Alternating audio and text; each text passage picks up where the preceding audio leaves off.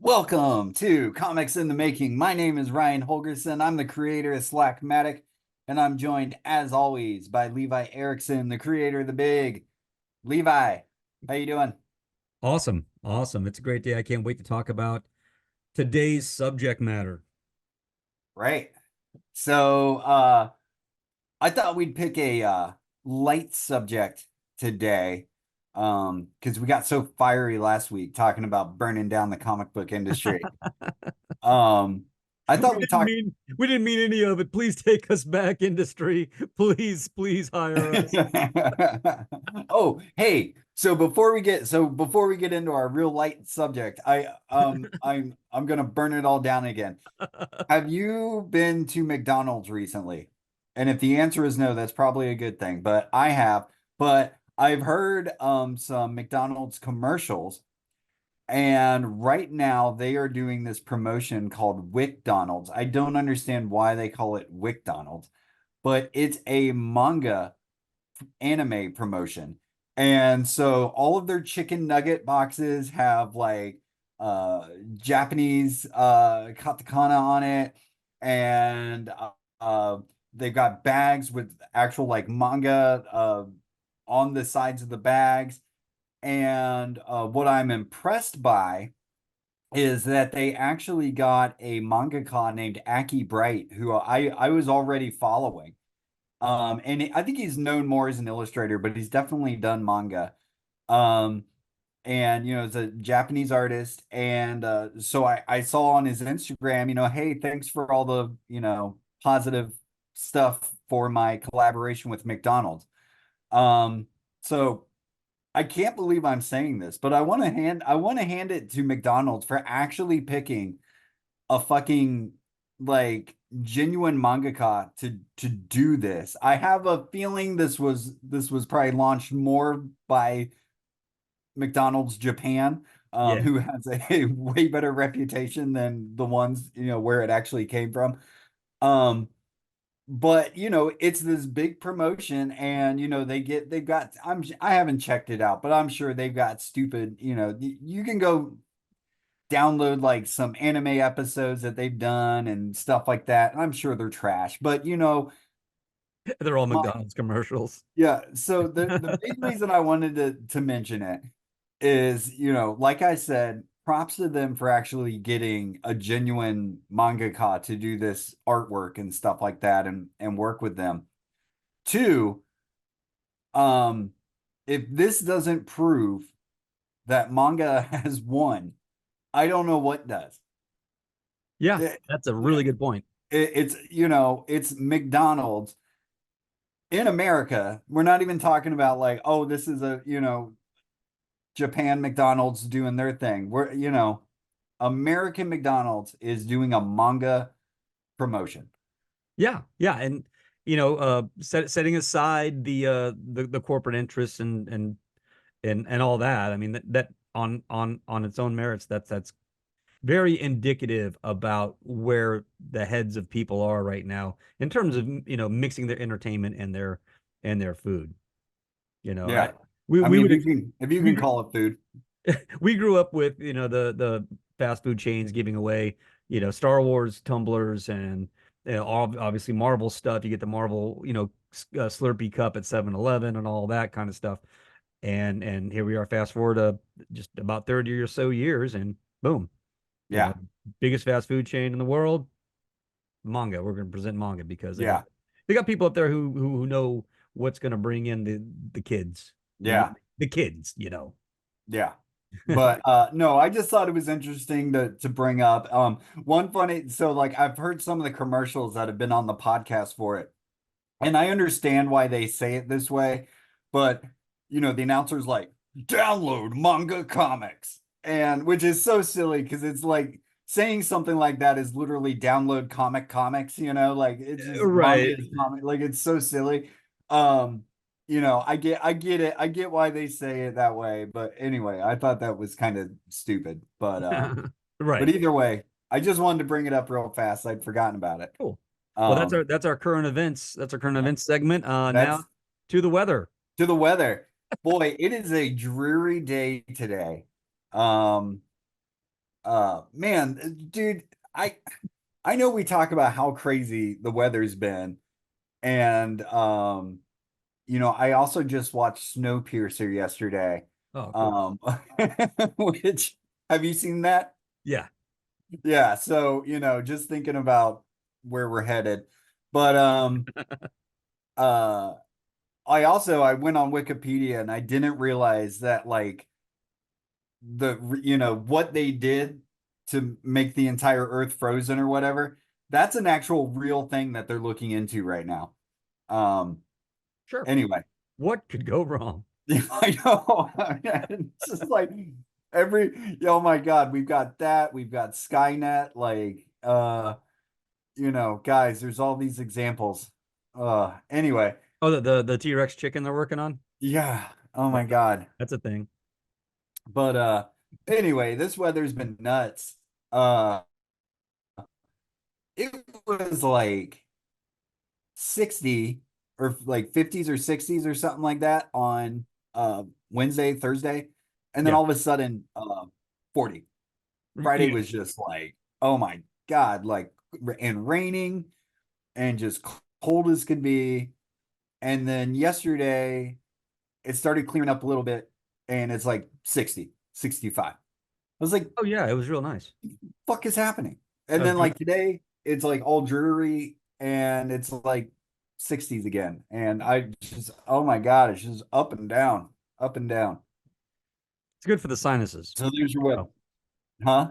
it's good for the sinuses. All the changes in barometric pressure and temperature change. It's really good for your sinuses and The fuck it is. Man, my head is like, my head is just about to explode. And you see what we did? We started with current events and we went to the weather, then we did a little health segment. So we've got it all wrapped up here, and now sports. Sports ball. Yeah. Yeah. Levi, what do you think about the Charlotte sports ball team? Um, Yep, that was it. That was it. that was it. Good job. Yeah, I agree. All right, so let's get into our actual topic. Yeah, let's talk about comics. Let's talk about comics for the Hopefully that's what I'm here for. That's what you're here for. for Hopefully it's what the, they're for here the for.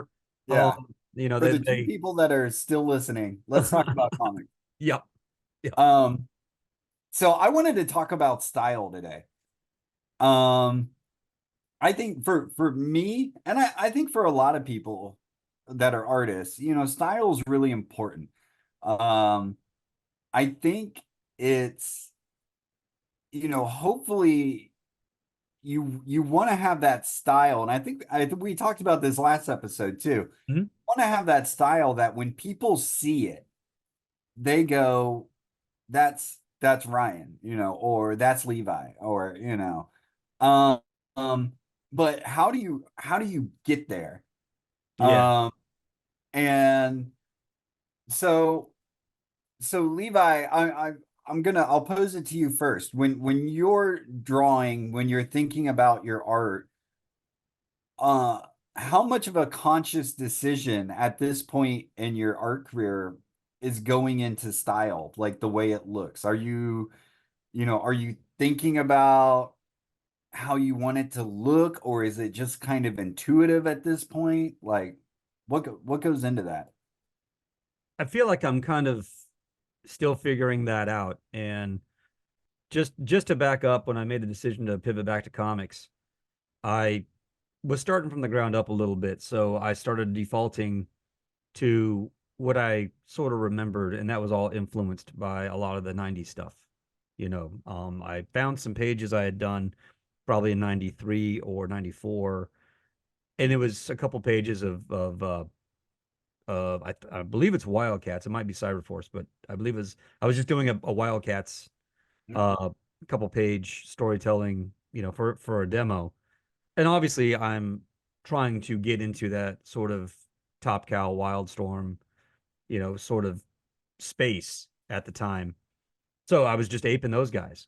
So all of my effort was into kind of that was there in front of me when I started getting into comics and wanting to draw them. I've got some of my first drawings, and I copied a Rob Liefeld cover of Archangel with Sabretooth. Yeah. And I didn't know anything about like I knew that I liked maybe this one better than that one. But when I was younger, I followed characters. I didn't really follow artists. And then they started pushing. I think you had more diversity of style in those days. Um, I think in the mid '80s, and I mean, jump all over me for making this sort of generic statement, but there was more of a Marvel house style, but you had your standouts, and then all of a sudden, you know, your Larsons and your McFarlanes, your Arthur Adams start getting elevated, and now you got people like Liefeld jumping on, and everyone's standing out from each other in a different way. Um, so that's where I came into comics, by recognizing that the difference between this comic over here by this artist and this one over here by this artist. Um, and honestly, stuff that excited me, stuff that didn't excite me so much back then, I now have a greater appreciation for it and an understanding about it. So I like it better than I did back then. But as a kid, all those all those ones that just really popped out of the page are the ones I followed. And I still have sort of that muscle memory of, oh, this is how you draw a background. This is how you make bricks look. You do a little cluster over here, and then you do a little cluster over here. And that's just stuff that some of those particular artists were doing at the time. We were talking about this earlier. I finished a page.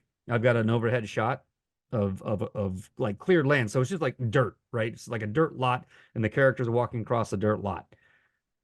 And the way I kind of rendered and suggested the presence of like a work site that has just been cleared, I looked at that and go, wow, I bet you I can open up a Todd McFarlane, Spider-Man comic and find a render, him handling that problem the exact same way with kind of like your lines, finding the vanishing points this way, without making a grid, just given the ground texture.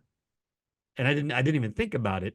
It just went that direction. You know what I mean? So I'm still Yeah.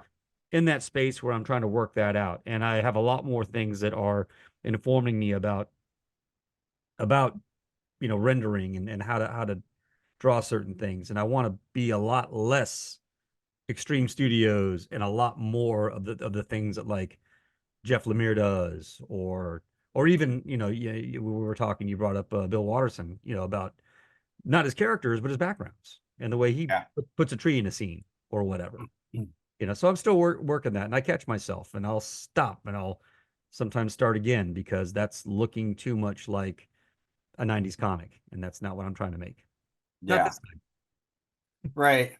Well, and I think, for artists who are starting out, I mean, I think that's how we all started out Mhm. was aping our heroes, aping what we were looking at, what we were attracted to, and we wanted to be them, we Oh wanted yeah. to be Todd McFarlane. I mean, I actually, so while cleaning and organizing my house over the last couple weeks, I I found a bunch of old sketchbooks, and I've been kind of flipping through them, and I put some to the side because some of them had some good stuff that I was like, oh crap, I forgot about this. I'm gonna steal from myself for stories coming up. Um, but I found a sketchbook from 1993. Oh, So cool. I'm 13 years old. It's practically a graphic novel. Because I was doing my first comics then. I was doing them all in my sketchbook, and I had oh geez, I mean probably 7 or 8 issues of my comic in this one sketchbook. And I say issues, I Nice. mean, they were like 8 to 10 pages. What I do now. Mhm. And but I was actually doing like a longer story or whatever. But it's funny like going through them because just I mean clear lifts from Wildcat, Oh, from Spawn, from some young blood from X-Men. I mean, just I just knew I had, my character was this bear I think I've mentioned it. I might have mentioned it in the I mentioned it in the podcast we did, but my first character was this bear named Ted. And the influence of Ted was more cartoony artist. Actually, he was actually a teddy bear, at least in the first iteration. And so I drew these like really round feet. They were just fucking Cerebus feet. It was the aardvark feet or whatever. So it was all cartoony, but then he had this girl character, who was a total like zealot ripoff from Wildcats. And so it Yeah, was all yeah. this like ninja stuff, and she had swords and shurikens and everything. So it was a bunch of weird, uh, weird influences coming together. No, that's cool though. I've got comic strips and cartoons, and then I've got, our 90s image guys and stuff like that, um, that I'm looking at. But, throughout the years of drawing, you know, I I don't think I ever stopped. I think it's like you said, like you're still developing your style. I'm still developing my style. We're both in our 40s. You never stop. It's like Stephen Root said, you're always a student. Yep. And now I think it slows down for sure. I don't look at stuff, so much anymore and go, oh, I like the way they do that. I'm gonna do that. Um, uh, Yep. I I might, in fact, for me, it's more probably storytelling techniques that I'll go, ooh, I'd like to try that, Hmm. than style or anything. Well, that's part of style Um, too, isn't it? It's not just it is rendering though. No, it or is. You're what your right. feet, how you draw your feet, or if you draw your feet. It's Yeah, how you do pacing and tone and right, all the cinematic aspects of sequential art. That's right, all. I mean, you could maybe say like, okay, yeah, basic style, which is all those things about how you're composing your figures. And then you have, intermediate style where you go, okay, now I'm thinking about the composition, not just of my panels, but how they all work together, integrated as a page, and how those pages are integrated as a comic. And then advanced style where, now you're getting into all your chiaroscuro and arty stuff, like terms and I'm not saying that's how it is, but I'm saying when you're starting out and you're thinking style, you're thinking about those visual things that pop, first, and maybe you're not quite aware of the more nuanced things that are just as important on, how you make folds in clothes. right. Well, and it's funny because I remember being very aware of style when I was a kid, when I would have been from this sketchbook era, 92, 93. And I remember being just like, you know, it's funny, I can remember thinking like, what's gonna be my style? What's gonna be my style? Yeah. And even though I know I was putting effort into like what's gonna be my style, you kind of do just arrive all of a sudden if you're doing continued work. All of a sudden you have a style and you Well, didn't. yeah. It's almost unconscious. Now there's definitely conscious, like I remember for the longest time, probably, well, I know it was yeah, probably for like maybe 10 years I drew eyes just like little dots. I wouldn't draw the actual, like, eyeball or whatever. It would just be like little dots for eyes. So a very comic strip sort of style. Yeah. And eventually I said, man, I think I'm gonna start drawing eyes. And so I just started doing that, and I was like, oh yeah, no, this is much better. Yeah. Um, so but that's a rarity for me to have this like little okay, oh, I'm gonna change this. Mhm. Um, but I think you do need to have that you need to be able to experiment you know. Yes. And I've thought, I've got like a way more minimalist uh simple style that I play around with sometimes. Um, even more simple and minimalist than what I do now. And I've thought about doing stuff with it. I never really have. Um, but I think it's okay, to mess around with a couple different styles and stuff like that Mhm. too, if you want to, see what fits, you know. Yeah. And there are people we could point to I that their evolution is documented.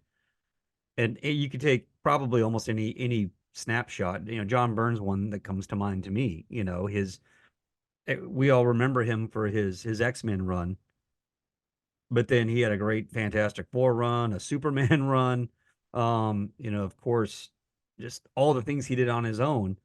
And there's a like a through line where you can see his kind of evolution of style. Um, Yeah.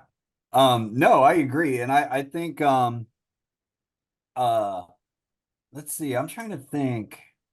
I would look at someone like I would almost think of a like Dan Clowes, who I have some of Clowes's older books, like like Lloyd Llewellyn, which was like his first series from Fanta, where he was kind of trying to, like, have an actual character that was associated with him and stuff, because that's what a lot of people were doing at the time, with like Cerebus and stuff like that. yeah, And so this is like pre 8 ball.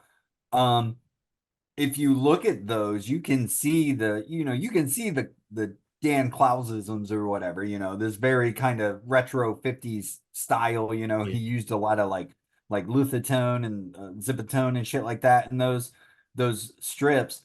But then as he gets into 8 ball and he's able to like do these short stories and mess with it, he'll change his style from story to story.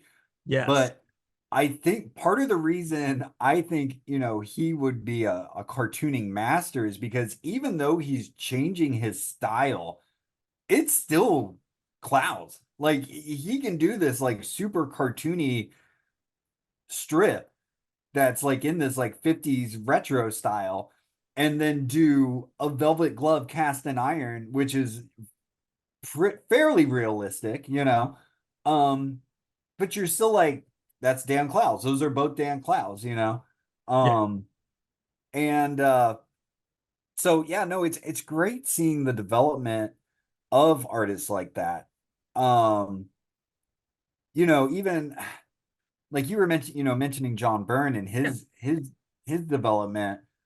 And real quick, like, I don't know, I've never been a huge John Byrne fan, and maybe it's because he's an asshole. Um, Well, but well, I don't care. I I bring mean, him up because he is such an elevated personality in well, no, comics. for sure. With his art and his actions off the Yeah. page.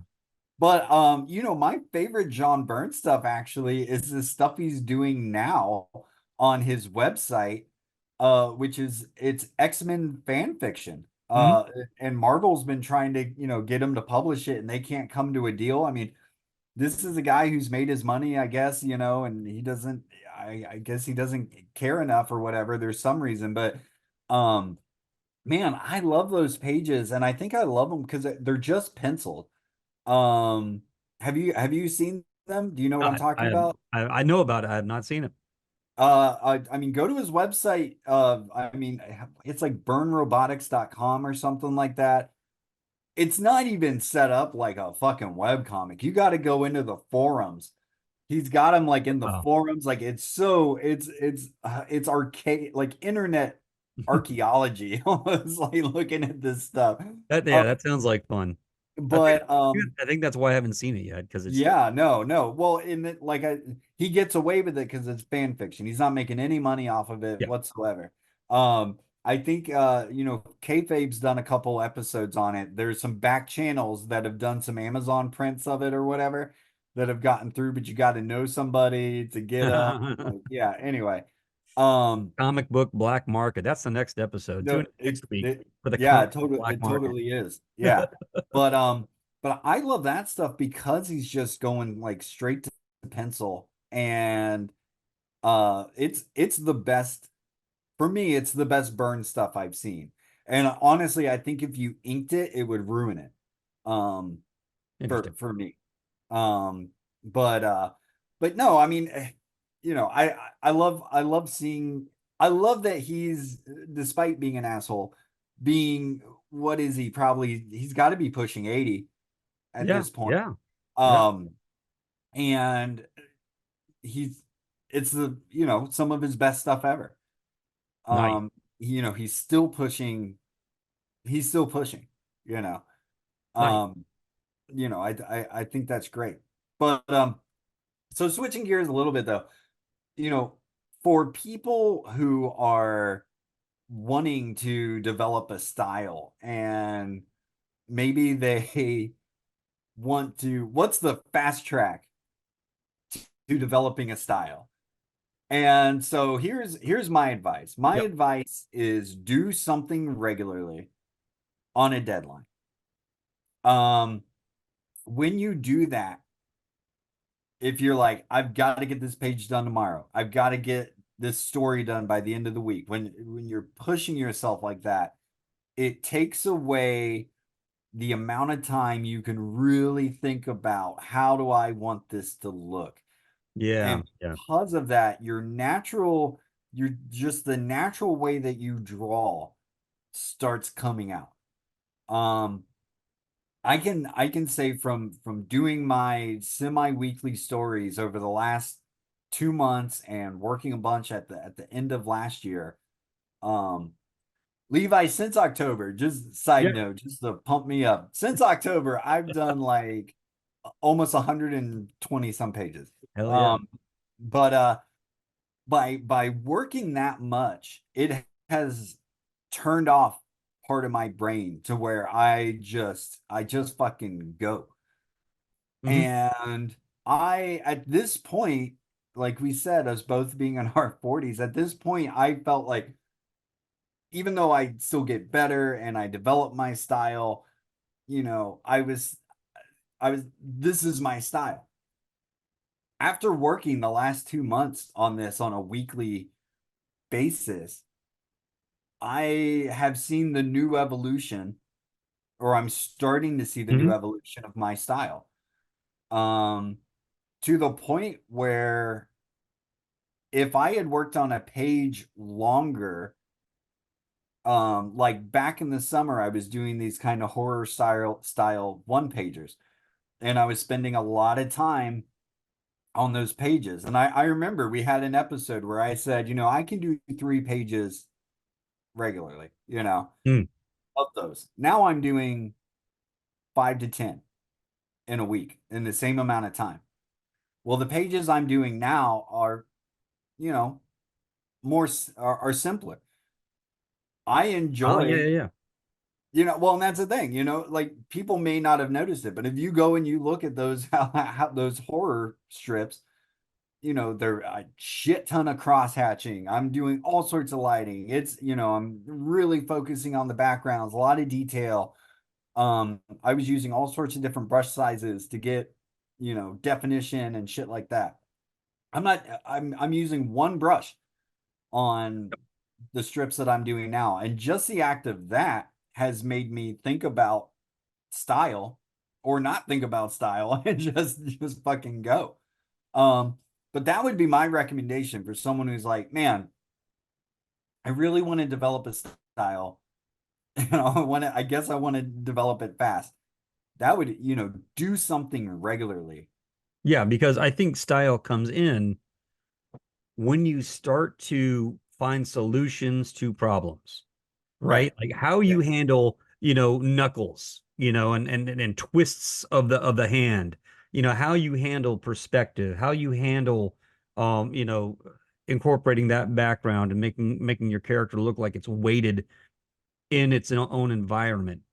And you'll look to comics. I look to comics if I needed to draw someone poking that finger, right in the reader's face, well, who did that? Where do I remember seeing that? And how does that, what does that look like, really?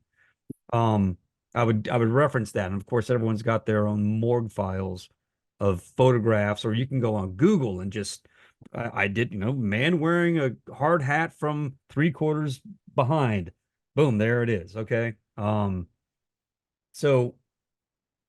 So like once you start overcoming those, finding your ways, and it may be you just you surround yourself with your references and you're so practiced that you now naturally know how the knuckles are going to move on that hand, or you decide, well, guess what?